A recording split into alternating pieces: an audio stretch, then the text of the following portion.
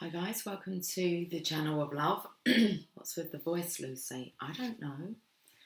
Okay, I'm going to do a reading and it's about our mission work, and I'm going to be completely honest with you. Your mission is really going to be dependent upon the divine feminine that you're matched with. It's really, let's have a look into the divine feminine's energy. Let's see which feminine resonates with you, and then I might be able to tell you a bit more about where she's going to be leading you. That's her role. It's all about the feminine. She's your inspirator. She's your lover. She inspires you. She loves you to greatness. She knows how to handle you, how to inspire you, and how to plant those seeds of direction for you. So let's have a look at the Divine Feminine deck. Now I felt, am I going to pull three? I think we'll just start with one because I don't actually know how long each feminine is going to take. And to be honest, I've only got like a quarter of a cup of coffee. Is your cup half full or half empty? It's a quarter. It's a quarter. So let's, this is really, I feel, a reading for the Divine Masculines. So you're going to be able to recognise your Divine Feminine's energy, and let's see what the future looks like. Okay, this is Kuan Yin.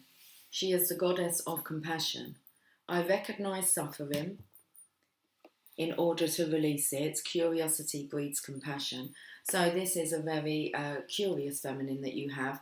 I would imagine very much that she works in the lines of really counselling people. She can recognise someone who's suffering and knows exactly how to, the words to say, the energy to send to help them to release that. Very curious being, and her curiosity gets people to open up. It's just like a natural state of her that when you're around her, she kind of gets to your soul, okay, and helps you transform. Takes me very much to the red of the root chakra, so she's very grounded. Okay, she could be an earth sign, Taurus, Virgo, or a Capricorn. Just a very grounded individual. Kuan Yin. Well, let's have a look at Kuan Yin's story.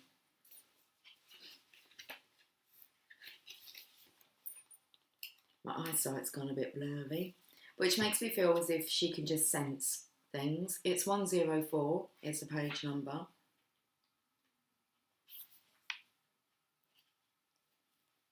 So who she is. Kuan Yin represents the presence that listens deeply to our prayers spoken from the heart. Kuan Yin, or Kuan Yin, is an incarnation of, seriously, how am I meant to say this?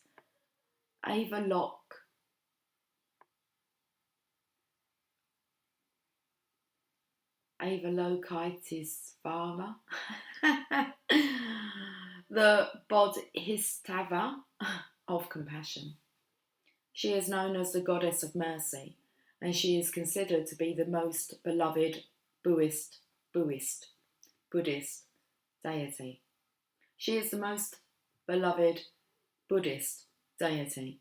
Her name translates in Chinese as the one who perceives the cries of the world.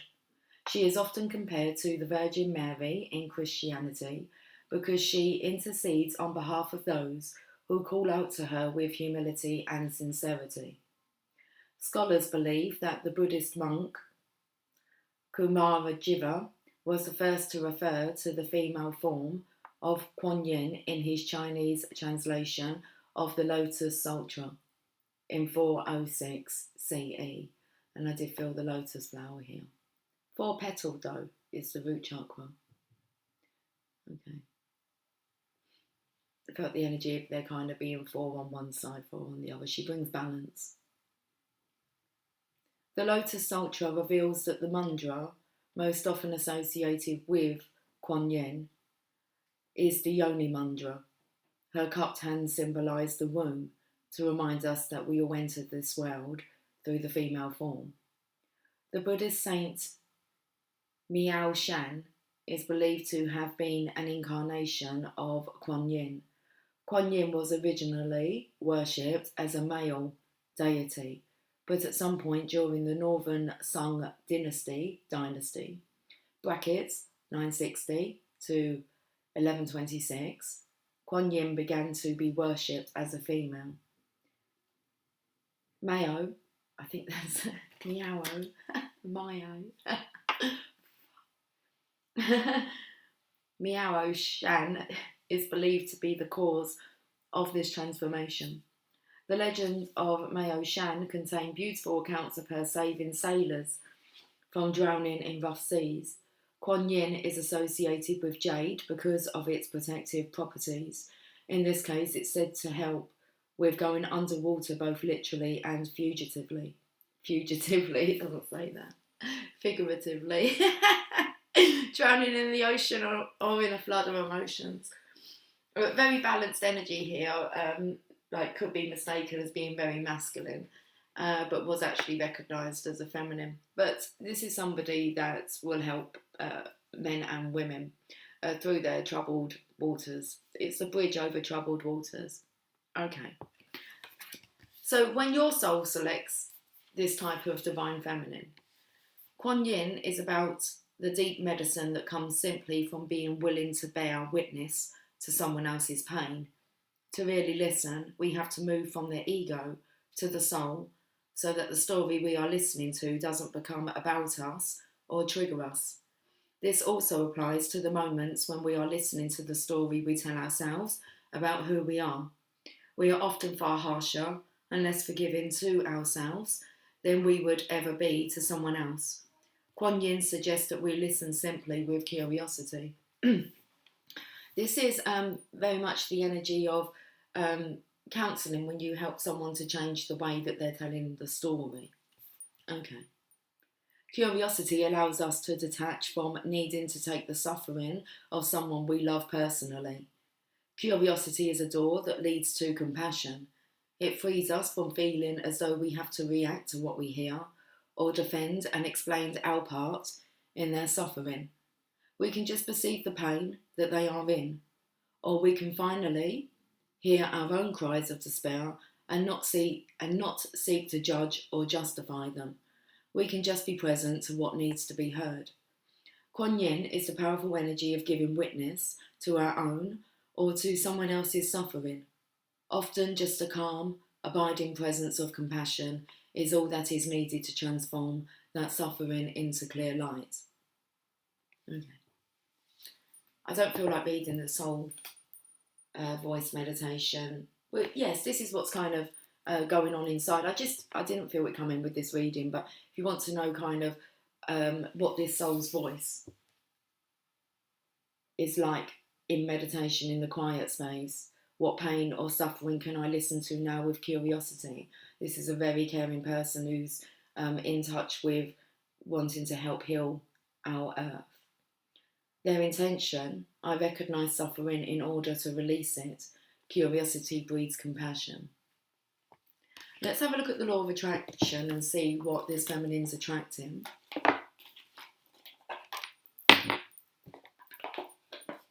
A lot of clients.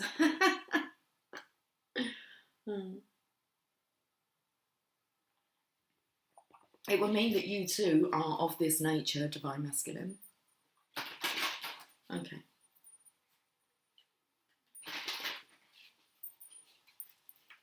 Let's have a look at the law of attraction cards.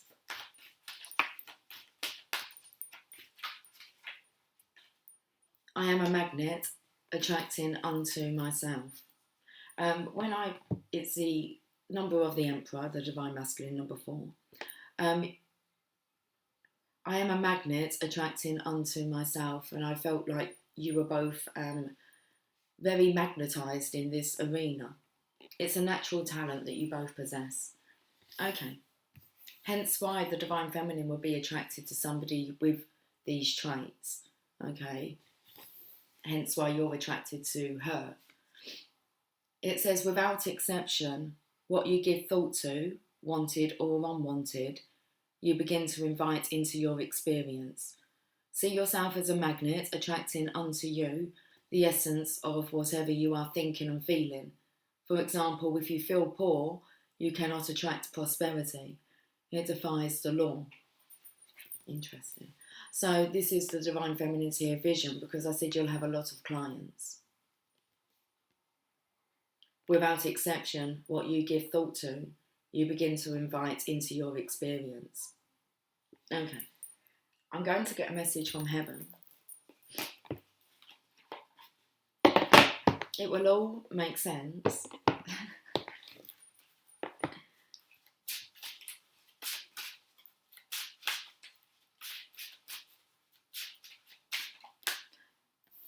I want to have a look at this, because I'm looking at stars here, and I thought, well, she's got like little fairy orbs around her.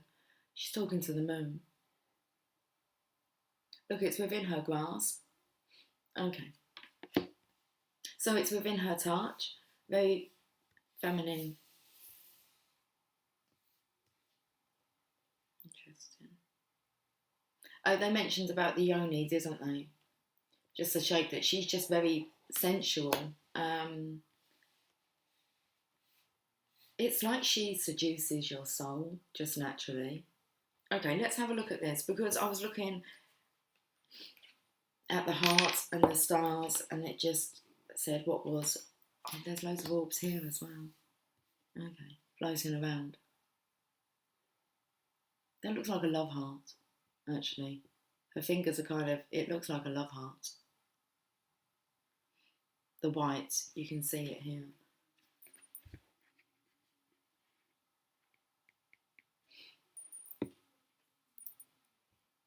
The message is, have you laughed today? Find your joy, lift your soul. And that's exactly what this feminine does. She helps to raise you up. She gives you a good laugh. She helps you to find your job, your Joel. Uptown girl. Billy Joel. Uptown girl. She's been living in an uptown world. I bet she never had a backstreet guy. Depends whether or not she's into the Backstreet Boys. Backstreet's back, alright. Doom, doom, doom, doom, doom, doom. 17. Oh my God, they're back again. Can we do boy dances now? Okay. 17. Oh, I don't really know many Backstreet Boys songs. Have you laughed today? Find your joy, lift your soul. The best laughter is therapy. No, it doesn't say that. The best laughter is therapy. Yeah, seriously, these are therapists. Okay. The best therapy is laughter. So the saying goes.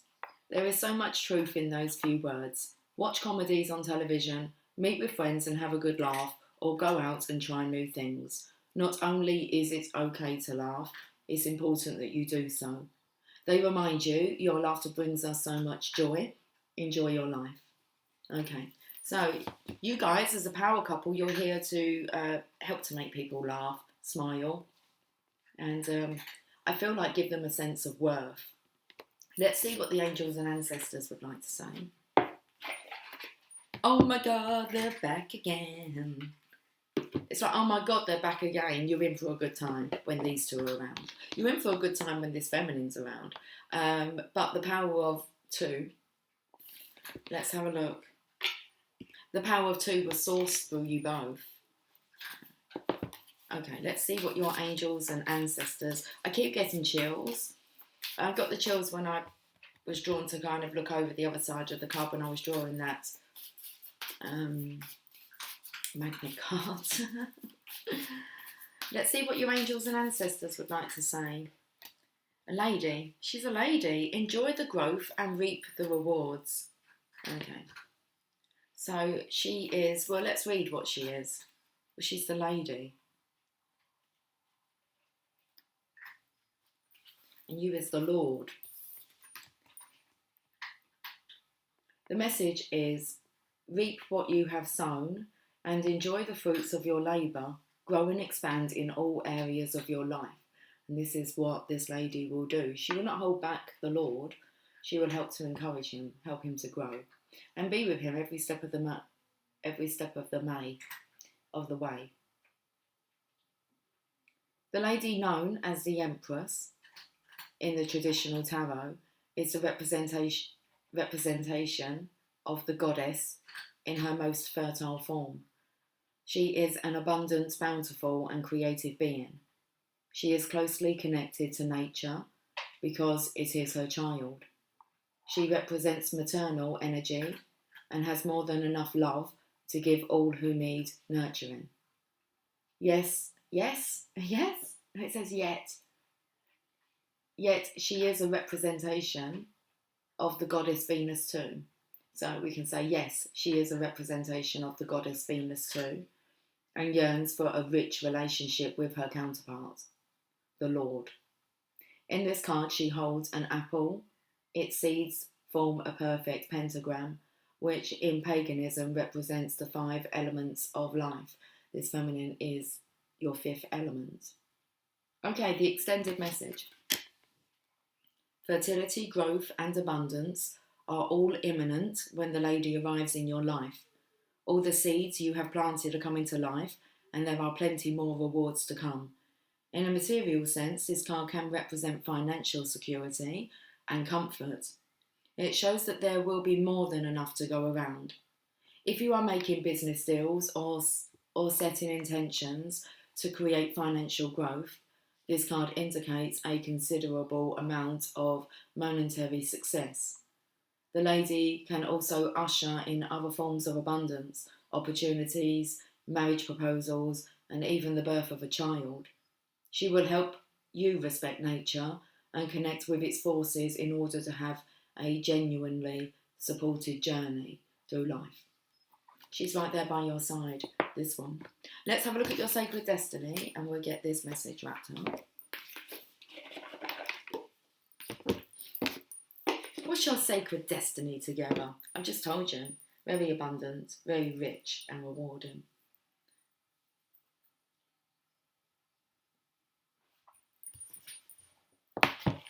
Step by step, ooh baby. I know a few more New Kids on the Block songs than Backstreet Boys, to be honest.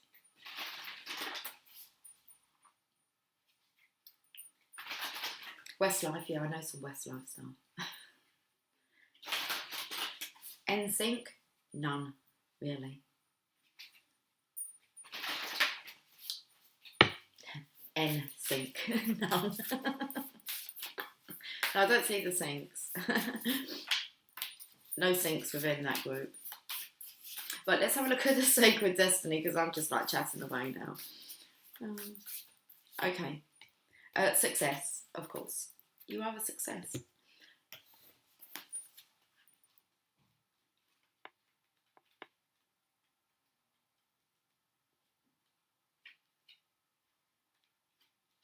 Tropical jungle. Tropical jungles are some of the richest and most successful habitats on our planet. They have incredible diversity, a multitude of plant varieties, and animal inhabitants. They are dense with life force that is rapidly growing and rapidly changing. The lushness of their vegetation is essential to the ecological health of the earth. In many ways, the success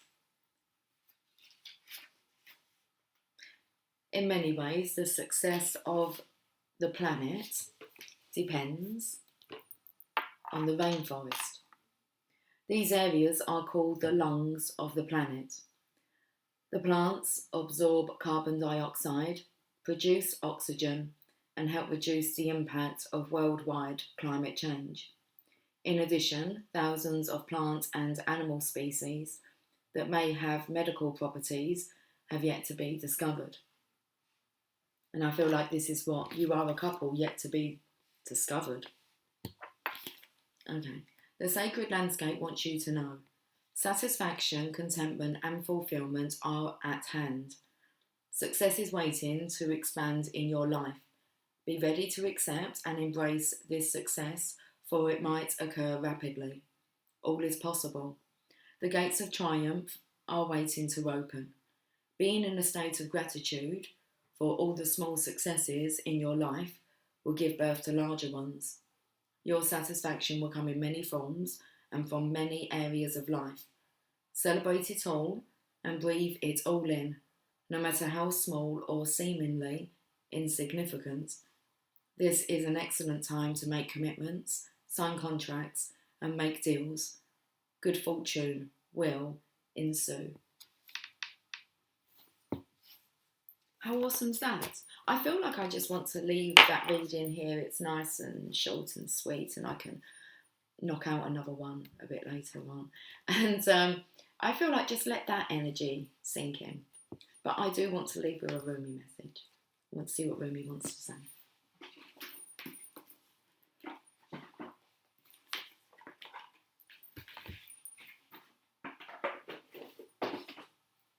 This is the perfect divine feminine energy, a variation of it. Okay, let's see what Rumi would like to say to you. They say it's 11:29 and we have Beyond Death, Life. Card number 1. I am the one and only. Chesney Hawkes. Jeez. Wonder where he is now. Nobody I'd rather be. Okay.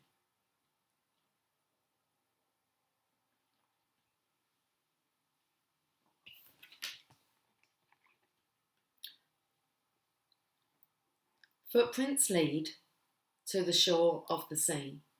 Beyond that point, no trace remains. Rumi. I am calling to you. Can you hear me? Listen. Within your heart, there I speak.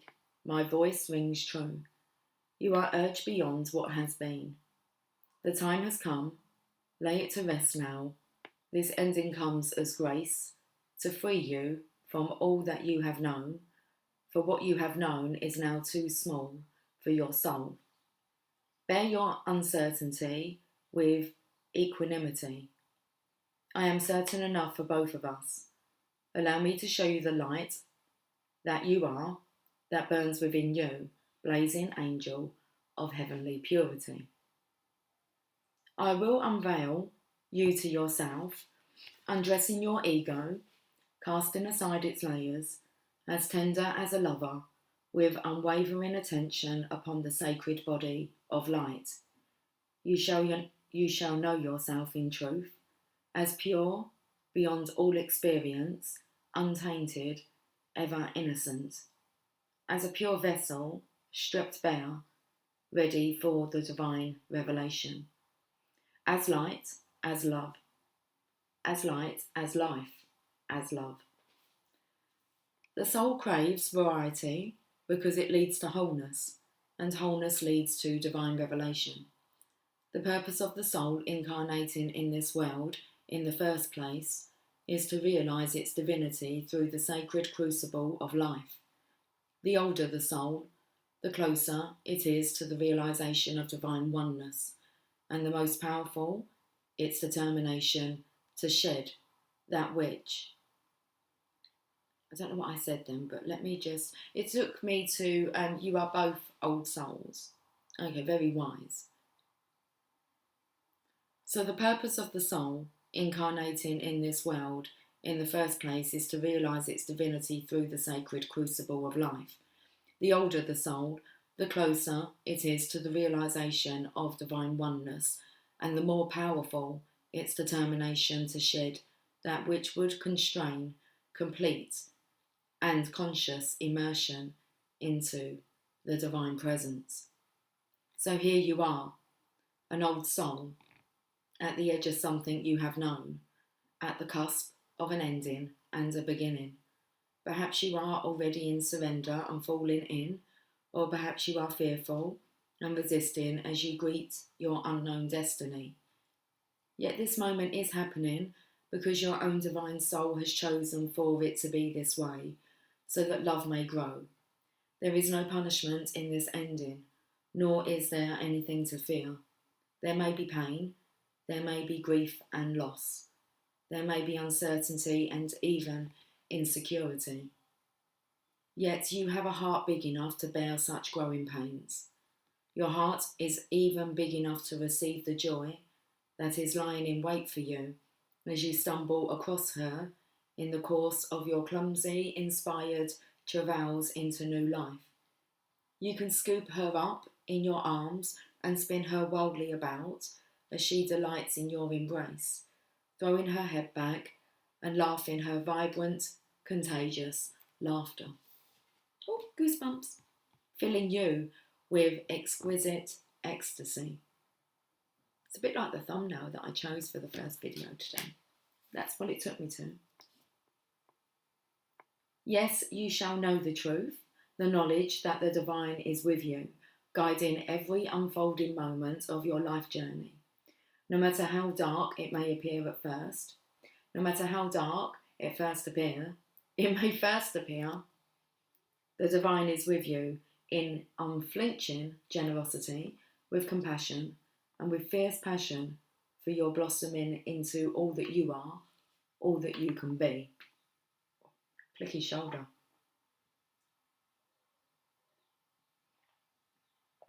Is that it all just clicking into place? Okay, so what must you do to receive this divine grace, this new life? You must be willing to face death. It may be that death has come to you in the form of loss of a beloved one, a physical loss that takes you into the darkest despair or depths of your grieving heart. It may be death that comes to you in the ending of a financial or professional situation you once relied upon. It could also be in the sense that you don't really know who you are anymore, old identities having shown themselves to be inadequate, inaccurate, more ego masks, too small for the great being that you are starting to suspect you may be. I'm calling a trap. I can't walk out because I love you too much, baby. We can't go on together with suspicious minds. Okay. Your death may be a choice to let go, to take a step in a new direction, to move house, to end a relationship, to change career, or to step away from a religious or philosophical tradition or a group or teacher. Your death may not feel as though it has come by choice at all.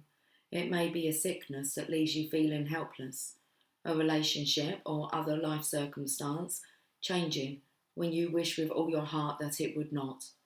Your transition through this death may be triggered by an inner feeling that you cannot quite pin down. Nonetheless, it powerfully propels you away from what has been and towards untapped possibilities, perhaps even towards great confusion as you encounter life in a new way, feeling even somewhat unprepared and uncertain as to what may lie ahead of you now. Why do I keep saying May? It's something this month, isn't it? Okay, the month of May. How you deal with this grace, hidden though it may at first appear to be under the cloak of crisis, is up to you. You have enough spiritual intelligence to shift perspective and to choose, if you wish, to rest your inner gaze upon what lies beyond the death. Gaze instead upon the new life that is calling you. When you know deep within that no matter what experiences you have had in your life, that you are untainted, you will be more easily able to trust in the love the divine has for you.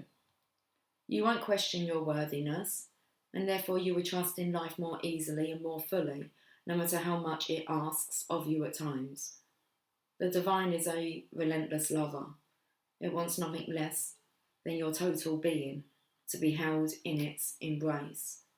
Sometimes that means we will have to give up lesser loves for the greater lover, the divine one that calls us to remember our true nature. You are a beautiful blazing soul, having a human experience that defies explanation and opens you up to divinity. That is what is happening in your life now. Whether the death is obvious and painful to you, it's obvious. My eyes look black. If you've ever been around people who are about to make their transition, their eyes go extremely black. I've witnessed it twice. So, interesting. I'm finding it hard. My vision went blurry, and then I'm finding it hard to actually look up at the screen. Every time I look up at the screen, I just see my black eyes. And they're not black, are they? No. They're hazel. So, they're not black, but they look black, don't they? We're close. See it in the eyes. Either way, there is an ending, imminent, and new life coming to you, with greater opportunity for your radiant soul to shine its beauty in the world. Grasp it eagerly, beloved. Now is not the time for fear or hesitation. Focus on what is becoming, whilst honouring what is no longer to be. Let's do this sacred honouring ritual, and then I'm going to leave Kuan Yin and her companion and her compassion, okay, where they are. Place your hands on your heart. Say the following aloud. Just like muffled my ears. Okay, let's listen then. Rumi, who loves me unconditionally, I call upon your loving grace. Please help me release what I no longer need. Should we start again? Rumi, who loves me unconditionally, I call upon your loving grace. Please help me release what I no longer need, what is too small for my great light.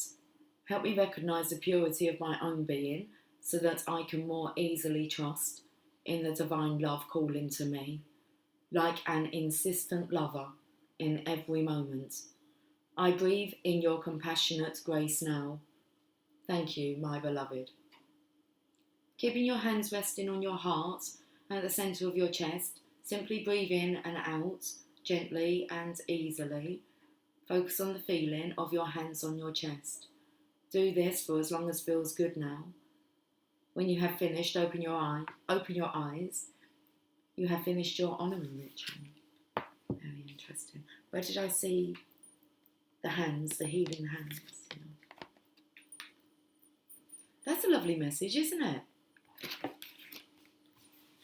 It's like divine. Well done. That was a good job. Okay. Right. I'm going. I'll catch up with you guys soon. Take care. Much love. Bye for now.